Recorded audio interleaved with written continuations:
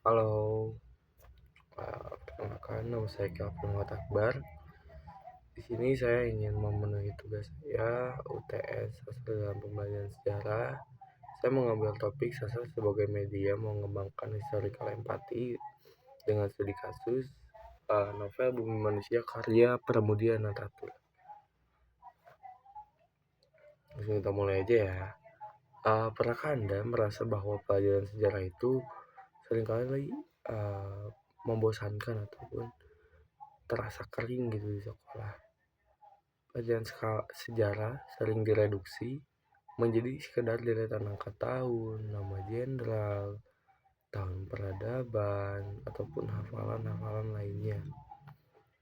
Padahal sejarah adalah tentang manusia dan kemanusiaan. Di sini sastra hadir sebagai jembatan. Ini saya akan berargumen mengapa sastra salah satu novel masterpiece Bumi Manusia karya Pramudia Natatul ini bukan sekedar hiburan, melainkan media krusial untuk menemukan historical empati ataupun empati historis dalam pembelajaran sejarah. Melalui naskah ini, saya menegaskan tesis saya. Sastra mampu menghidupkan kembali aspek emosional dan psikologis masa lalu yang seringkali hilang dalam buku teks sejarah. Mari kita bedah konteksnya.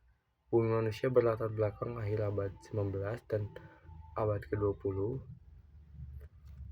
sebuah periode krusial yang kita kenal sebagai masa politik etis dan kebangkitan nasional di Hindia Belanda.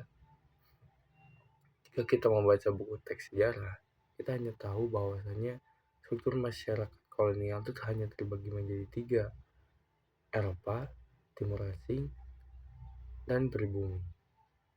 Dingin dan tekstual, namun bagaimana menjadi manusia pribumi yang hidup dalam sistem diskriminatif tersebut. Melalui tokoh Mingke, seorang remaja ataupun pemuda pribumi yang bersekolah di HBS, Pramudia memperlihatkan pergulatan batin yang luar biasa. Sastra mempersentipkan konflik, identitas, sosial, dan politik secara hidup. Kita diajak melihat bagaimana hukum kolonial tidak adil melalui kasus perebutan hak analis, di mana hukum Belanda sama sekali tidak mengakui hak hukum pribumi seperti Nyai Ontosoro. Kutipan yang terkenal dari Nyai Ontosoro adalah, "Kita telah melawan Mingke setehormat-hormatnya, sehabis-habisnya, bukan sekedar dialog fiksi.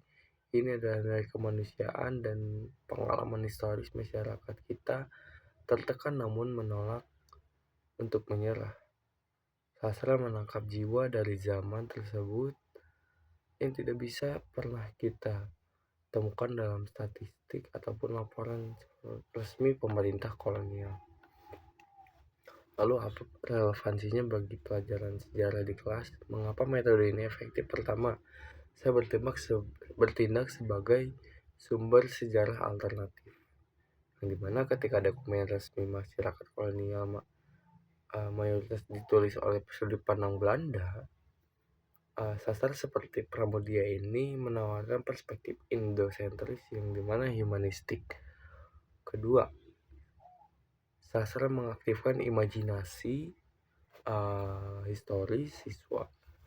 Saat membaca sastra, perjuangan tokoh-tokohnya, mereka tidak sekedar mengingatkan fakta, tetapi juga mengingatkan ataupun melatih historical thinking dan historical empati dari siswa itu sendiri.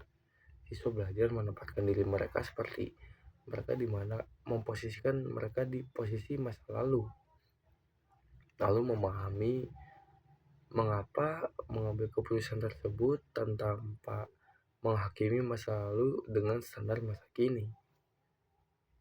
Potensi menggunakan di kelas sangat luas. Guru bisa menggunakan metode role playing berdasarkan bab novel, bedah karakter tokoh, atau analisis teks sejarah sebagai pemantik diskusi kritis mengenai rasisme dan feodalisme.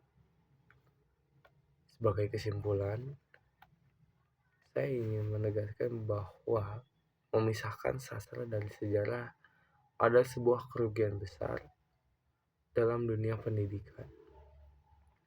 Sastra bukan musuh kebenaran faktual sejarah, melainkan mitra setianya. Dengan mengintegrasikan sastra seperti Bumi Manusia, kita tidak hanya mencetak siswa yang hafal sejarah, melainkan generasi yang memiliki empati, mempunyai kemampuan berpikir kritis, dan memahami esensi kemanusiaan dari masa lalu untuk masa depan. Saya Kalvin Muhammad Akbar.